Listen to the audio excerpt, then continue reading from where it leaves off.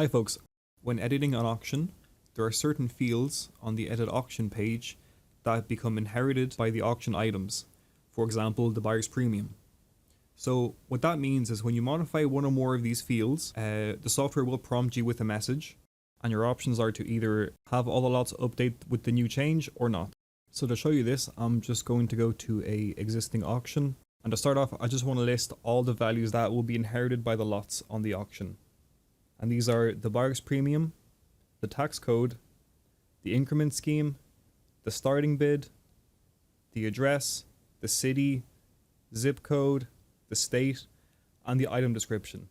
So to show you this, I have already made all the lots here, and so these lots have already transferred over the information from the edit auction page. So for example, the buyer's premium is set to 13% on all the lots.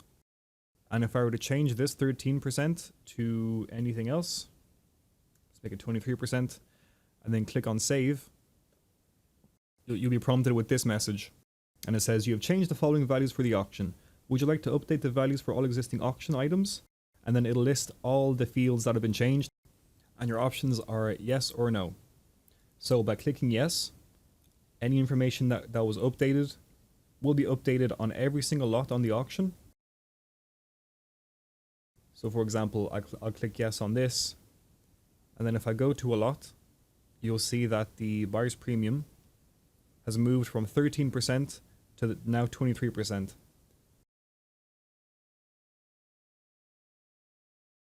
Right there. So if I were to go back to the auction now, make another change to the buyer's premium, and then click on no instead of yes this time,